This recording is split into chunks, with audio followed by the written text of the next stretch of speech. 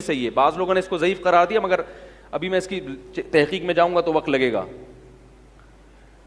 اور اگر اس حدیث کو نہیں مانتے, حضرت علی رضی اللہ تعالیٰ عنہ کا قول ہے صحیح سند سے کہ کسی نے حضرت علی سے پوچھا کہ کیا وتر پڑھنا ضروری ہے, انہوں نے فرمایا اما کا فرضن فلا, جیسے فرض نماز ہے اتنا ضروری نہیں ہے, لیکن آگے فرمایا ولیکن سنت نبیکم فلا ینبغی لأحد ان یترکہ, لیکن یہ تمہارے نبی کی سنت ہے لہذا کسی کے لیے جائز نہیں ہے کہ اس کو ترک کر دے.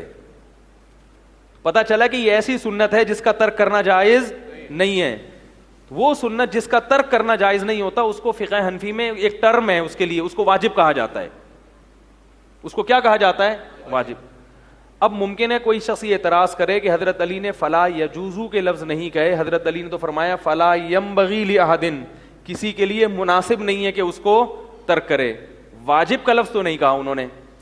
یاد رکھو اسلاف کی اصطلاح میں لا ینبغی کا لفظی ترجمہ تو یہ تھا کہ مناسب نہیں ہے, مگر ان کی ٹرم ہے, یہ اصطلاح ہے, جب کوئی کام بالکل کسی بھی قیمت پہ چھوڑنے کی اجازت نہیں ہوتی تو اس کو لا ینبغی کا لفظ استعمال کرتے ہیں. اس کی دلیل قرآن مجید میں سورہ فرقان کی آیت ہے, فرمایا کہ اللہ فرماتے ہیں اہل علم کیا کہتے ہیں, ہمارے لیے مناسب نہیں ہے کہ ہم اللہ کے ساتھ کسی کو شریک کریں. تو یہاں کون سا لفظ استعمال ہو رہا ہے؟ ینبغی. لفظی ترجمہ اس کا کیا ہوگا؟ مناسب نہیں. مگر مطلب کیا مناسب نہیں ہے اللہ کے ساتھ شریک کرنا؟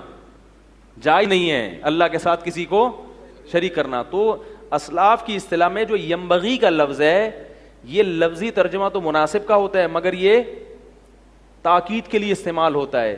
پھر بھی وطر میں وجوب اختلافی مسئلہ ہے. میں صرف یہ بتانا چاہ رہا ہوں آپ کو کہ ایک حدیث دیکھ لی, اس کا ایک حوالہ دیکھ کے فوراً سنت مؤکدہ کا بھی انکار کر دیا اور وطر کے